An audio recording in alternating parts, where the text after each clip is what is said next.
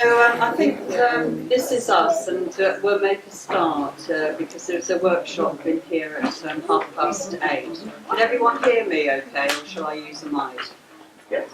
Good? Okay, lovely. My name's Satchamuni, and it's my great delight and honour to introduce Annabeth Orton, who I met in Manchester and came to a Dharma course that I was co-leading. So it's just been lovely over these last 4.5 years, from both near and afar, to witness Annabeth's growth and development. That's my perspective, my view. Annabeth's going to talk tonight from a personal perspective about being on the journey, her spiritual journey, and how for her the Dharma supports engagement with life and solidarity with life in the world. And just a bit of context about Annabeth. Annabeth shared with me that from pre-teens she identified or was drawn to activism. So she became vegetarian at about 11, and then shortly after a vegan, and then she was involved with animal and environmental rights at a local level. Over the course of the years, she then became disillusioned because of what she experienced as infighting, which I think may be familiar to a number of us over the years. And so she withdrew from activism, or very active activism. Then in 2012, she experienced some personal losses. And herself, she describes as experiencing disillusionment, stress and anxiety. And at the suggestion of a friend, she came to the Manchester Buddhist Centre to attend a meditation course with great scepticism. And then she followed that, obviously suspending doubt enough to engage with Dharma teaching. And by the end of, so that was in 2015, so by the end of 2015, she'd resigned from her work as an art teacher, and she applied to join a Dharma project, which Shakyajarta at Manchester leads, or co-leads, which is Young Indian Futures. So she went to India for 6 months teaching. While she was there, she then applied to join what's called the Dharma Life course at Adhisthana, which is an intensive 5-month Dharma teaching and practice course for what are called young people. So I think that's either under 40 or under 35. And we have someone else here in this room who was there this year, which we had the pleasure of meeting. And while she applied to do that course, she then also applied to be part of the community at Taraloka, which is a women's retreat centre. So after completing the Dharma Life course, which is an intensive practice, she was accepted into the community at Taraloka and joining a community so that there are 10 women who study, practice and support and lead retreats for people who may identify as Buddhist, or people who are training for ordination, or who are friends of our movement. So what I've witnessed is sort of what I call total immersion in the spiritual life. And I was really struck that Annabeth said that one of the reasons she wants to give talks is to share that this is not a straightforward process. It's a very messy process. And yet it's a very rich process, and can possibly it's been fuel for your own development and growth. And she just wants to, not just, but would really just like to share some of her experiences and tensions and challenges, as well as the fruits of spiritual life. I hope that's... Yeah. Thank you. Wow. So Annabeth will talk for about half an hour, and there will be some time for question and answers. Yep. And then tomorrow you also are leading a workshop on reflections on the talk. Yep. If anyone wants to join her at 10 o'clock in Workspace 2 tomorrow morning. Thanks. Thank you. Gosh, it's quite a thing to hear all that. Like, oh yeah, that happened. So that's also knocked out my first paragraph. Great. So yeah, my name's Annabeth. Hello, and I'm currently living in the community at Taradoka on the Welsh borders. And I was really keen to be here and to talk about evolution and extinction, not just because that was the theme of the year, which was uncannily sort of on topic, but because I can't think of a single more important thing to talk about in my sphere of awareness right now. And that's not just for me or the people that I regularly interact with, or even our species, but for the whole of life generally.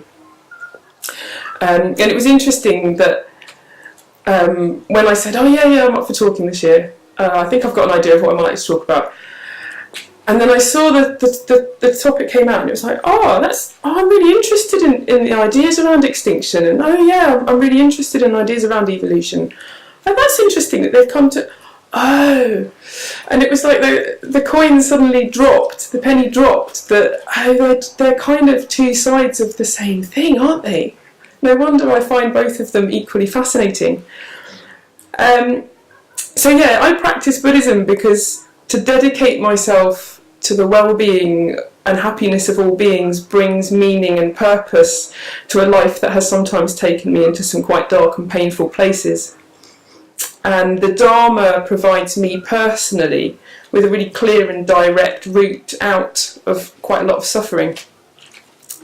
And I believe it has the capacity to be a part of the story by which humanity can make that same journey.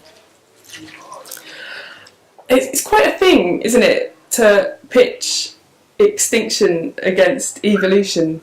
I mean, when you put it like that, it seems kind of obvious, but did any species ever decide one over the other? And do we really have that choice now? Is that a position that we're in? And presuming you choose evolution, how on earth do you begin to start trying to do that? How do you go about evolving? So these are some of the questions that I've been reflecting on myself, and some of the things that I have found Buddhist teachings to be absolutely critical, actually, for me to start even trying to think about, to even approach those questions. And I don't think either of those things, extinction and evolution, they don't seem to make so much sense, do they, when you think about it as an individual? A single organism can't become extinct or physically evolve. It's got to be a collective process. But a species equally cannot evolve without an accumulation of changes amongst the individuals of which it's comprised. We can't do it alone. Thankfully, Buddhism's got quite a bit to say about both the inevitability of change and the folly of thinking that we are separate. So Sangharakshita, the founder and principal teacher of the Triratna Buddhist movement, clearly links Dharma practice and evolution. In his book in 1995, he wrote a book about the Noble Eightfold Path called Vision and Transformation, and he says, the background of perfect effort, which is one of those stages, is nothing less than the whole range of sentient existence, the whole of life, the whole process of organic evolution. The spiritual life is, in a sense, the continuation the culmination, even the consummation of the entire evolutionary process.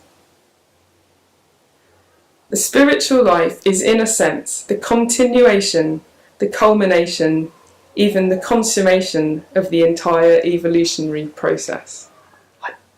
That's quite a big statement. And it's one that resonates with me.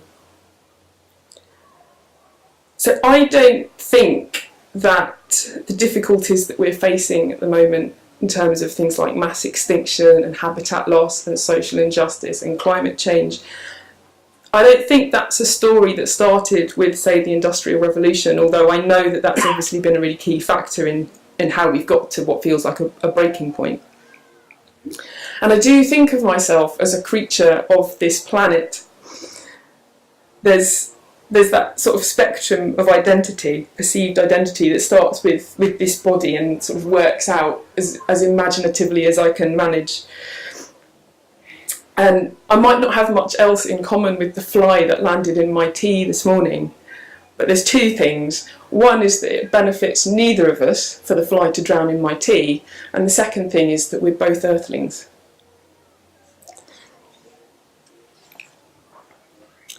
So the TV in my community doesn't really get much use, but recently somebody suggested that we watch the first episode of a new BBC series called Planets. I don't know if anyone saw that. David Attenborough? No. Yes, Brian Cox. I've had a long-standing interest in astronomy, so I was really up for that. But despite the knowledge that I thought I already had, it really excited me. It kind of blew me away a bit. And it focused on a presentation of how the terrestrial planets, so that's the first four from the Sun, Mercury, Venus, Earth and Mars, have all been through various stages of physical process in relation to the lifetime of the solar system that have rendered them more or less able to support life. And I'd really recommend watching it if you feel you need reminding just how staggeringly unlikely it is that you even exist in a world where it was made for you to decide whether or not you want to watch it. So the Earth got lucky, we got lucky, but of course the story doesn't end there. And the same process that gave rise to life existing on this planet is still unfolding. So in about 5 billion years, according to current astronomical understanding, the Sun will expand, I think something to do with the process of running out of fuel, and it will become a red giant.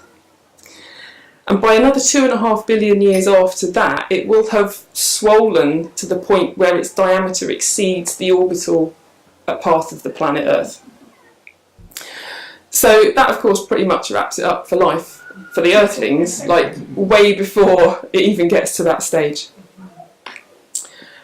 So that which gives us life will ultimately take it away. But that's not the end of the story either.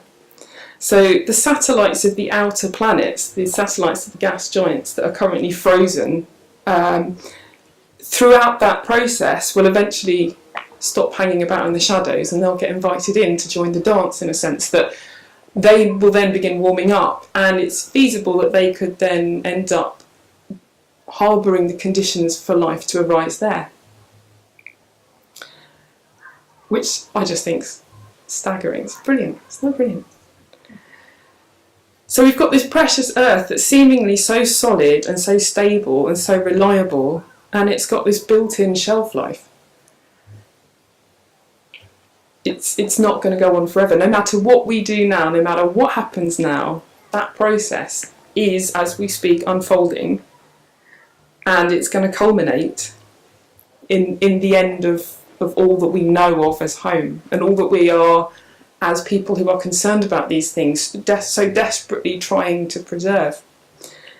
And I think it's worth just noticing how that feels, because I know that when we watched that collectively in the community, we all responded to it very differently, but we all responded to it. It's quite a thing.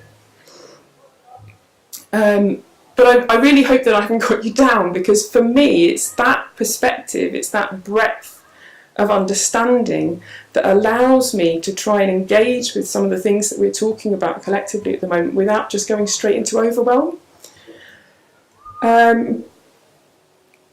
species do come into being and then they fall away. And sometimes for a species to come into being, another one has to already have been and gone. And extinctions happen, and climates change, and planets form and are broken down, and entire solar systems come into being and pass away again, like a really slow motion raindrop in a puddle. And that's got absolutely nothing to do with human activity. So Buddhism places these cosmological processes in a still wider context of the kalpa, or the eon, which is considered to be the time it takes for an entire world system to come into being and then pass away again. And that's a really long time. Like, you might think waiting for the bell to go at the end of meditation is a long time, but some sources that I looked at reckon that the longest kalpas can be 1 trillion years. And then there's all these sort of poetic analogies for how many of those have already happened, like counting the number of grains of sand in the Ganges, and it still wouldn't be a big enough number. So you can see that the context of our experience, if you can try and engage with it in those terms, is just beyond vast. But I'm not about to come out as a climate apathist or a rampant nihilist who doesn't think we need to bother because in 5 billion years we won't be here anyway. I suppose to me, our time on this planet, both individually and collectively, is so precious precisely because it is so short. And when time is that short, it becomes very important to think extremely carefully about how we want to use it. One classic bit of Buddhist teaching that I'm sure we've all heard if we've been here for any length of time already talks about the need for wisdom and compassion. And I think for me that's exactly where I begin to seek a balance between them in my actual daily life. So the destination may ultimately look the same. The human race, in the biggest possible picture that my mind can sometimes handle, is going to become extinct. But we don't have to take a shortcut to get there. We've got an awful lot of choice about how we arrive at that destination. It may be inevitable, but how much suffering do we want to cause and endure in the process? The destination and how and when we get there are two very different things, and I would not choose for there to be suffering. So for me, wisdom in the terms of thinking in that really broad capacity is the antidote to the horrified anxiety. It gives me a way of getting past the overwhelm and the paralysis and the righteous indignation, none of which are productive states of mind. And compassion is then how I find I can resource myself to start thinking about how the choices that I make can have an effect on the way that we make that journey. And that is just a part of why I feel I need a spiritual practice to consider myself an effective and a committed activist. So that's all great in theory, but how do we meet that challenge in the present moment? And what can we do right now in our lives to take those steps in the right direction? And there was a question yesterday, I don't know if anyone was in the Jem Bendell talk, and I don't know if the lady who asked that question is here, like, yay, thank you. And she said, well, how do we prioritise? Like, there's all these different things that I know are important. How do I prioritise those? And I was just so delighted by his answer. And he just said, well, you need to change your mindset and you need to think about consciousness. I was like, yes. So I think the first thing that we need to, firstly, it's just we've got to ditch all that residual blame and guilt that I know other people, I certainly harbour, and I hear other people talking about it as well. And really, we're just doing what every other species is instinctively doing. We're trying to flourish, we're trying to live healthy lives, we're trying to feed ourselves, we're trying to look after our families and those closest to us. So here's an example of why I think we don't need to be weighed down with all that unnecessary guilt. I don't know how well I can't see any of you at all. It's quite quite reassuring. I don't know if you can see what this is, but I've got some actually. So here you go. Have some of these. They've come all the way from Tara Loco. They're precious, precious things. I haven't hit anyone. So, and you might be able to see a bit more clearly this in context. So come on. This is not a trick question. Okay? You can get a bit poetic now. If you like. Sorry? A seed. A seed, yeah. Potential tree, thank you. Sessile. Sorry? Sessile acorn. Oh yeah, good point. Oh, I think this might be an English. I think it might be an English oak. I think the sessile's one with no stalk. But you might be right. I didn't think of that. Genetically very similar to a human. Oh, I didn't think of that. Possibly, probably right. Okay, but did anyone think, well, that's just a shit oak tree? Probably not, right? I mean, like, look at it. It's not really trying very hard, is it? It hasn't bothered with roots. It's clearly not putting any effort into branches. It's just a lazy, apathetic shit oak tree. Of course, an acorn is not just a shit oak tree. It's a perfect little miracle all in its own right. But that doesn't mean it hasn't got a long way to go. It's going to be a painstaking process, and it's going to require a lot of all the right conditions, but one cell at a time, it can grow into a mighty oak that can in turn give forth to enough trees to seed a vast forest. So there's nothing inherently wrong with where we are. But the difference between us and every other species, I think, maybe that's a bit arrogant, most species, certainly between us and an acorn, is that we have the capacity to start acting a lot less unconsciously, much less instinctively. We've got this far, maybe on instinct, maybe on a bit more than that, but to realise our potential, we need now to actively pursue conscious transformation, and that's going to mean starting, I think, with awareness, and then choosing clear and deliberate actions.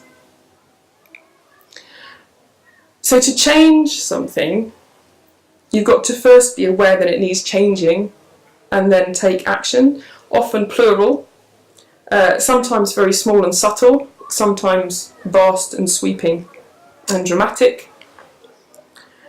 We talk a lot about actions, both in Buddhism, of course you might be more familiar with the term karma, and in the course of the environmental campaign. I am an activist, I take direct action, or I am not an activist, I do not take direct action.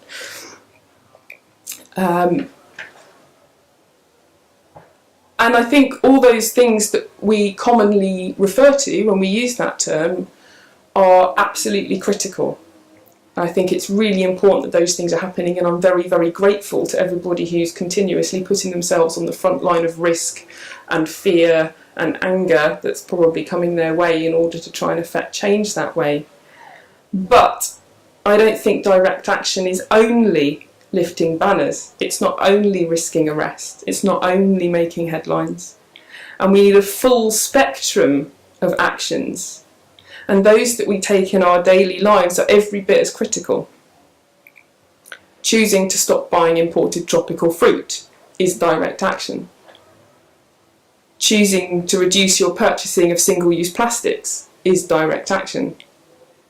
Choosing alternative travel to flight, even in one direction on your journey, is direct action. These apparently small and trivial acts that it's very easy to believe make no difference against the rising tide mainstream of mass consumption are accumulative, just as an oak tree grows cell by cell, and just like tiny changes in individual organisms which over generations result in evolutions of species. So to do such acts of considerate awareness build up to create real change. I don't think it has to take so long, and I don't think it has to necessitate huge sacrifices. In fact, I think the actions individuals take that ultimately create the momentum for change in the species are exactly the same as those needed for the healthy growth and development of the individual. That's a bit of a complicated sentence, so I'm going to say it again. I think the actions that individuals take that ultimately create such momentum for positive change in the species are exactly the same as those needed for the healthy growth and development of the individual. They're not separate. And these things function on multiple levels of the physical and the mental worlds. Starting with our intentions, becoming more aware is also an action. Changing your mind is changing the world. And we need a transformation of individual minds to achieve a transformation of society. It seems to me that society is not much more than a collection of minds. So where else can meaningful, sustainable change happen, other than in hearts and minds, plural?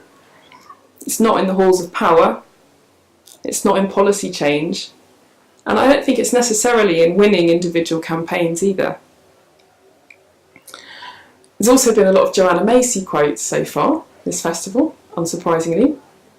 So to stick in that trend, in her 2007 book, World as Lover, World as Self, she points out that the enterprise is so vast. There's no way to judge the effects of this or that individual effort, or the extent to which it makes any difference at all. Once we acknowledge this, we can enjoy the challenge and the adventure. Do our actions make any difference? We can't really know what, if any difference they make.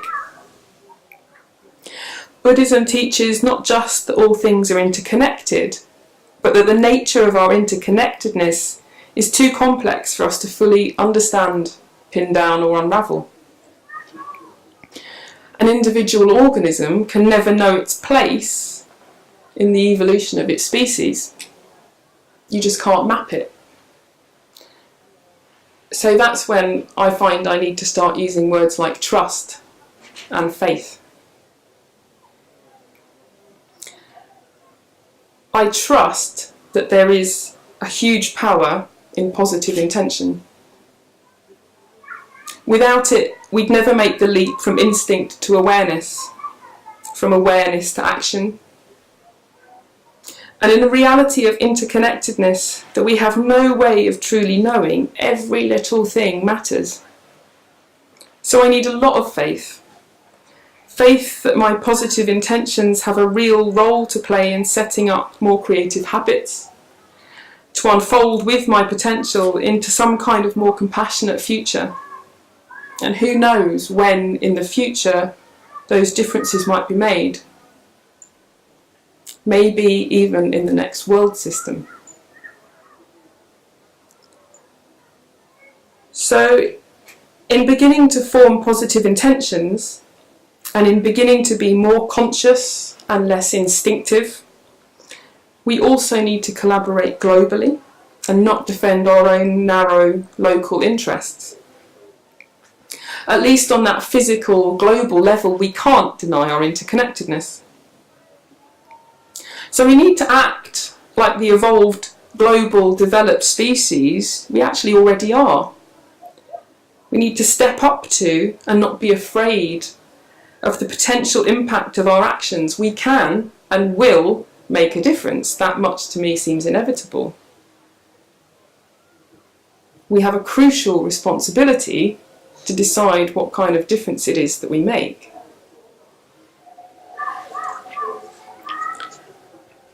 So what does that transformation or that revolution look like? What's really radical?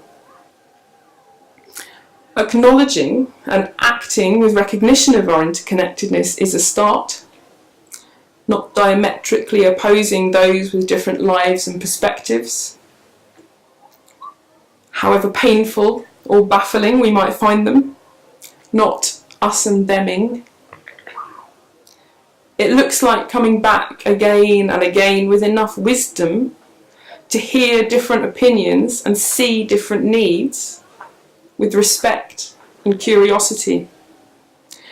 Meeting greed, hatred and delusion with a contentment to trust in the outcome, with love and with understanding. In his discussion of the first precept of non-harm in the 1984 talk on the 10 precepts, the 10 pillars of Buddhism, Bhante Sangharakshita says that love is too weak a word to really describe the positive counterpart to not causing harm. He describes it as a cherishing, protecting, nurturing love, which has the same kind of effect on the spiritual being of others as the light and heat of the sun have on their physical being. And I also believe it's going to require a fearless love. And just as blame and guilt are unproductive, it's helpful to avoid accidentally slipping into ethical superiority. We are all complicit in this situation to a greater or lesser degree, sitting somewhere on the spectrum between amoeba and enlightenment. We're all swayed by our own personal strains of greed, hatred and delusion. I know I am. I'm inherently complicit in it too. But I'm aspirational, and I can bear witness to my own mistakes and failings while I work on living more compassionately, while I learn how to make wiser choices that are more in line with a reality in which I'm not separate, I'm not an isolated being, and while I become less content with merely serving my own desires and more interested in the genuine well-being of others. So, getting towards the end, I'm going to bring out another really worldly daily life example and another topic that we've been researching and mulling over in my community lately. So it turns out that we sadly don't know as much as we'd like to think we do about where our waste goes. And it might not actually get recycled. It might not be a surprise to some of you. I think it was a bit of a surprise to some of us. So a lot of it gets sent overseas. I think I knew that much, but I didn't really know what happened to it there. It often then gets incinerated or dumped into overflowing scrapyards or sent to landfill regardless. And no matter how much care we take to wash, squash and sort it all out, even take it ourselves to the bank, it still gets mixed in with all the other possibly less carefully prepared waste. That might very well mean that it's contaminated and becomes unviable for recycling. Or worse, it gets shipped off to a whole different continent where it'll sit and fester in the middle of a political stalemate or be unsafely sorted by exploited workers. It's all pretty depressing, really. It wasn't what I was thinking of when I was flattening my Tetra Paks. And then one source we saw quoted that just 2% of our waste even goes as far as getting into that unreliable system. So it's pretty tough to stay motivated in the face of that. But does that mean I don't bother to wash, squash and separate, put it all out for collection? Well, I can't possibly know. I can't possibly know what will happen to my jam jar, or how much energy or resources will be saved by my recycling efforts. But it is an opportunity to set a good intention. It's an opportunity to carry out a selfless act. Do I wash out the sticky tahini jars with a sense of joy and elation? No. I don't really like tahini. It would be a lot easier to stick the whole thing in the waste, comfortably just telling myself it's probably not going to get recycled anyway and I could do something better with that energy. But what would I be doing to my mind? I'd be becoming slightly more self-interested, slightly less bothered about the potential impact of my actions, And that would in turn affect the others in my community. If I don't bother, why should they? And if we don't bother, why should anyone else? So I truly believe that we have to be the change we want to see in the world. I know that might sound a bit cliched now, but I just can't stop coming back to that phrase. We have to be the change we want to see in the world. And we shouldn't be limited to the obvious ways that we do or don't seem to think we might make a difference. We're interconnected in ways we don't understand. If I wash out someone else's tahini jars with love, care, and a deep wish for the well-being of the world, I trust that that alone will be enough. And sometimes on a grey and rainy Tuesday morning, that is absolutely good enough. And at the same time, of course, it's not enough. So I've got to keep looking for these opportunities, because in and of themselves, they're pretty impotent, I think. But together, they do make a difference. And together, we make a difference. We co-create acorn sprouting conditions in and for one another. And just like acorns grow into oak trees one cell at a time, so too our individual actions have the potential to accumulate into something world-changing. It's also true that one unskillful act does not negate a skillful one. I don't live a perfectly ethical life, but neither do I give up on the ethical choices I can and do make. Have I totally stopped buying single-use plastics? No. Have I drastically reduced my consumption of single-use plastics and made a commitment to stay aware of the implications when I do make those occasional purchases? Yes. That is sustainable change in a helpful direction. And when I meditate, when I'm on the cushion training my mind to naturally move towards acts of awareness and kindness, when I'm cultivating love and increasingly taking responsibility for my actions, that's how I change my mind, and that's how I change the world. So that's how we change the world, and that, I believe, is how we evolve. So it's good to end on a quote, isn't it? So I've got one more. And this is from a book that I found just the other day, and it's by a writer called Elizabeth Tover Bailey, and it's called The Sound of a Wild Snail Eating. It's great. And it's about, she's been bedbound from illness, and a friend brings in a pot of wild violets from the woodland to put by her bedside, and there's a snail in the pot. And this book is about her developing relationship and increasing intimacy with the life of this snail, and how how she responds to it in relation to her illness. And she says, "While illness keeps me always aware of my mortality, I realise that what matters most is not that I survive, nor even that my species survives, but that life itself continues to evolve. As the Holocene mass extinction rushes on, which species will be left? And what new creatures will evolve that we cannot now imagine? For what creature could ever have imagined us?" I think it'd be really nice to follow what we did yesterday with Jyoti, actually, and just sit for a minute. Shall I read that again? I'll read that again, and then we'll just have a minute of absorption, and then you can let rip with the questions.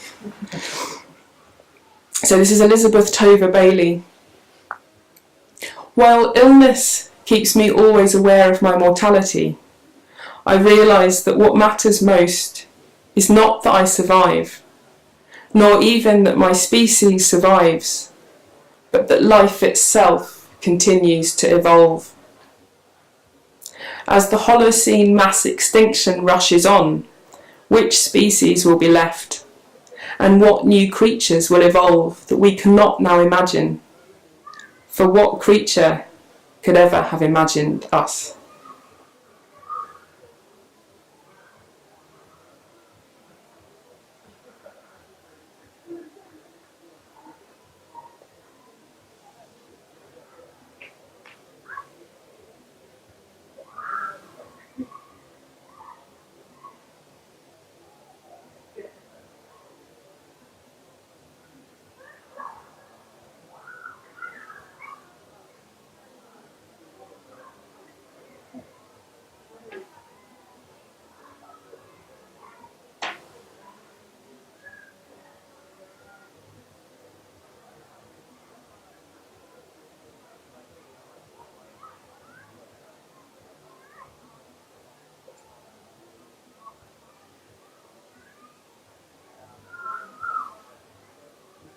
Thank you.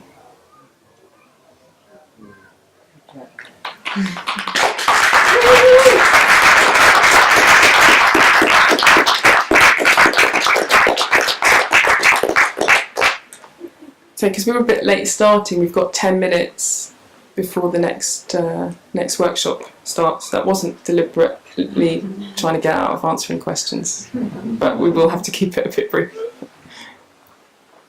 You see people to take questions or not? There's a sort of vague outline. Yeah.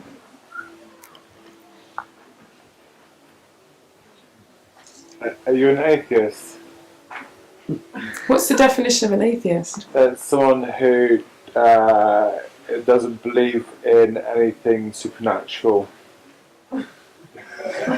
I don't not believe in anything supernatural. Cool. That was easy. I'll go further, but there's not enough time. So. Hi. I think I love the oak here. Okay, I thank you. really appreciate it. And I think what I'll take away is your love and appreciation of washing and recycling. But this is myself. But I do think I want the councils to be accountable for the recycling thing. I think it's like a crime of humanity, like our human spirit at a time when the amount of hours that we've wasted in a way. I want them to really. I want a mass saying no. This is not okay. Yeah. And I'm really up for a discussion of how we do. Yeah. I mean, I'm sorry, I'm just responding because I love what you're saying, but I also think I don't think it's okay. Well, I don't think it is, and maybe that's the thing. You know, it's. Yeah. I mean, my point is that in the face of that, I don't stop doing the little things, but that doesn't mean that I think we can then just sort of go, oh, well, I'm doing the little thing, so I'll sit back and it doesn't really matter. The big things matter as well, and we've got to address those, and that's more complicated because it involves collaboration and it involves resources and it involves a lot of work, and people are doing that, and we're trying to do that, and I'm so grateful to those people. But I can't always be engaged with that on a daily basis, I guess. So I suppose that's where I'm coming from. But yeah, of course, yeah. Yeah, not so much a question, but kind of like a response to that as well. And it was to say thank you for. So I've been involved with XR and really trying to do as much as possible, and then doing my head in because I just think, well, is it going to make a difference? And actually doing it for the sake of actually it's the right thing to do is a great thing to do, I think. And with regards to the recycling, that's just the tip of the iceberg, isn't it? There's so many other things that we need to change, and that's what's important to keep going at that big kind of activist level as well, because we need a whole system change. It's not just recycling, it's everything, system change. But yeah, thank you. Yeah, thank Give you. me a bit of hope again. Yeah, thank you. Hello. I was the prioritisation question. Oh, great, thank you. Oh, well, I know you now. You were in my meditation group yesterday. It's Heather, isn't it? And it is that I'm trying to find a way of being conscious with my actions, but within, although but I realised that although I asked the prioritisation question, I've already made a decision about which areas, which changes I want to see in the world, that I want to put my energy in.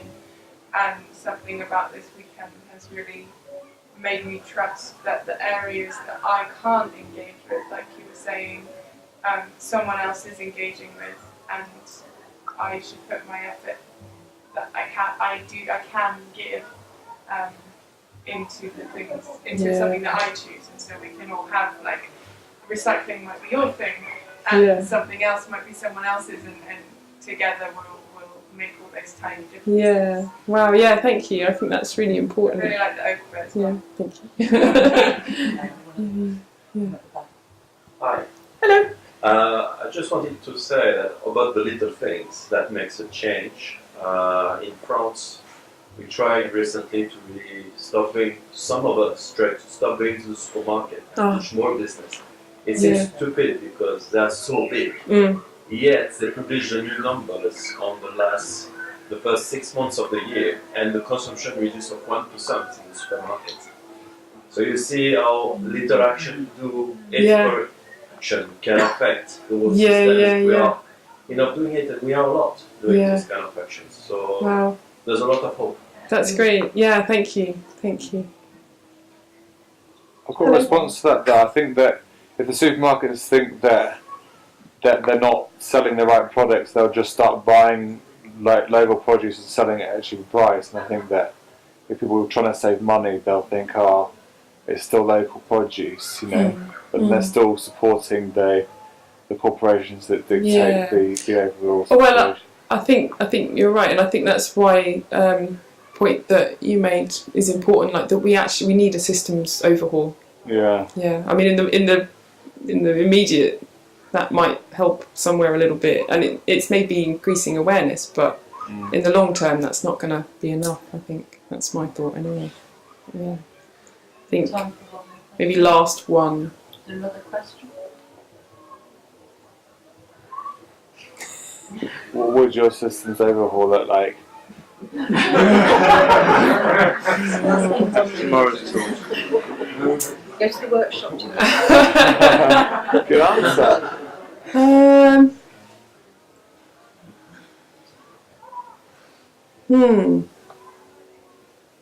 Each individual problem. Yeah, I don't. That's not a question that one person can answer, is it? Because I think we've got to do it collectively.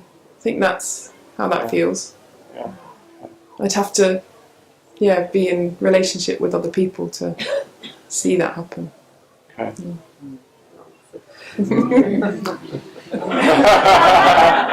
Thank you. So thanks once again, Annabelle. Thank you.